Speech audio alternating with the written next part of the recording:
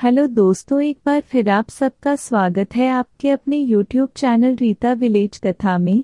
आज आप सबके लिए साईं बाबा के ये 11 वचन करते हैं हर समस्या का समाधान लेकर आए हैं। साईं बाबा के ये 11 वचन करते हैं हर समस्या का समाधान।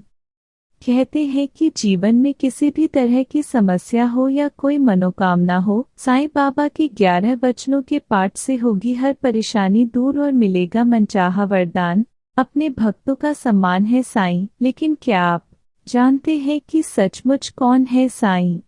कभी सोचा है क्यों लगातार बढ़ती जा रही है इनके भक्तों की कतार? ऐसा क्या है साईं में कि जो भी शिरडी जाता है साईं का ही होकर रह जाता है? आखिर क्या है साईं नाम की महिमा? आइए जानते हैं साईं बाबा और उनके वचनों की महिमा। साईं बाबा और उनकी महिमा। साईं बाबा को एक चमत्कारी पुरुष, अवतार और भगवान का स्वरूप माना जाता है। इनको भक्ति परंपरा का प्रतीक माना जाता है।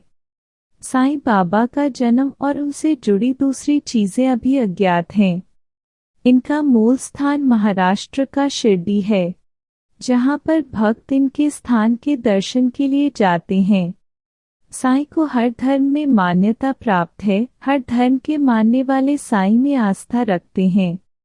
साईं की उपासना बृहस्पतिवार के दिन विशेष रूप से की जाती है। मुख्य तौर पर 3 रूपों में की जाती है साईं की उपासना। चमत्कारी पुरुष के रूप में, भगवान के रूप में और गुरु के रूप में। गुरु के रूप में इनकी पूजा उपासना सबसे उत्तम होती है। साईं बाबा का जीवन दर्शन और उपदेश। साईं बाबा ने आमतौर पर कोई पूजा पद्धति या जीवन दर्शन नहीं दिया। एक ही ईश्वर और श्रद्धा सबूरी पर ही उनका विशेष जोर रहा है। लेकिन उनके 11 वचन उनके भक्तों के लिए उनका दर्शन है। इन 11 वचनों में जीवन की हर समस्या का समाधान छुपा हुआ है। ये 11 वचन दरअसल साईं बाबा के 11 वरदान हैं। ये वचन अपने आप में अध्यात्म की बड़ी शिक्षाएं समेटे हुए हैं। साईं बाबा के 11 वचन और उनके अर्थ। पहला वचन, जो शिरडी में आएगा आपद दूर भगाएगा। साईं बाबा की लीला स्थली शिरडी रही है, इसलिए साईं कहते हैं कि शिरडी आने मात्र से समस्याएं टल जाएंगी। जो लोग शिरडी नहीं जा सकते उनके लिए साईं मंदिर जाना भी पर्याप्त होगा। दूसरा वचन, चढ़े समाधि की सीढ़ी पर, पैर तले दुख की पीढ़ी पर। साईं बाबा की समाधि की सीढ़ी पर पैर रखते ही भक्त के दुख दूर हो जाएंगे।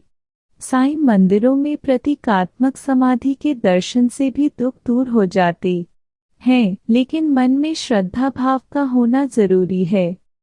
तीसरा वचन, त्याग शरीर चला जाऊंगा, भक्त हेतु दौड़ा आऊंगा। साईं बाबा कहते हैं कि मैं भले ही शरीर में न रहूं, लेकिन जब भी मेरा भक्त मुझे पुकारेगा मैं दौड़ के आऊंगा और हर प्रकार से अपने भक्त की सहायता करूंगा। चौथा वचन, मन में रखना दृढ़ विश्वास, करे समाधि पूरी आस। हो सकता है मेरे न रहने पर भक्त का विश्वास कमजोर पड़ने लगे, वह अकेलापन और असहाय महसूस करने लगे। लेकिन भक्त को विश्वास रखना चाहिए कि समाधि से की गई हर प्रार्थना पूर्ण होगी। पांचवा वचन, मुझे सदा जीवित ही जानो, अनुभव करो सत्य पहचानो। साईं बाबा कहते हैं कि मैं केवल शरीर नहीं हूँ, मैं अजर अमर अविनाशी परमात्मा हूँ, इसलिए हमेशा जीवित रहूंगा।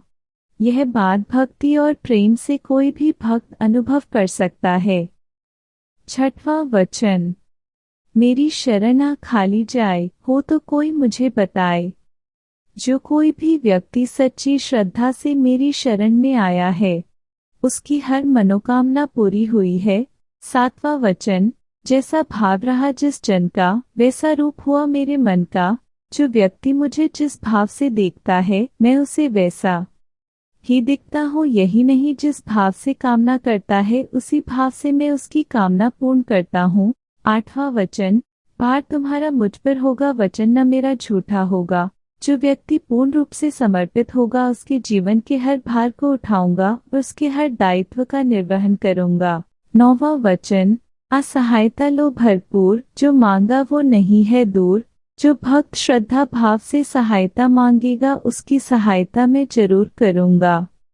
10वां वचन, मुझ में लीन वचन मन काया, उसका ऋण न कभी चुकाया।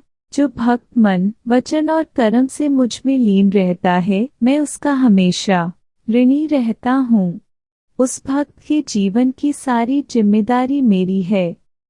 11वां वचन, धन्य धन्य वह भक्त अनन्य, मेरी शरण तज जिसे न अन्य। साईं बाबा कहते हैं कि मेरे वो भक्त धन्य हैं जो अनन्य भाव से मेरी भक्ति में लीन हैं। ऐसे ही भक्त वास्तव में भक्त हैं। कैसे करें साईं बाबा के इन 11 वचनों का जीवन में प्रयोग? किसी भी बृहस्पतिवार को इन वचनों को पीले कागज पर लाल कलम से लिख लें। इन वचनों को अपने पूजा स्थान, शयन कक्ष और काम करने की जगह पर लगा दें। पूजा के पहले, सोने से पहले, काम करने के पहले और सोकर उठने के बाद इन वचनों को पढ़ें। इन्हें पढ़ने के बाद साईं बाबा का स्मरण करें। आपको साईं बाबा की कृपा जरूर मिलेगी। आप सबको साईं बाबा की कहानी कैसी लगी कमेंट बॉक्स में जरूर बताएं।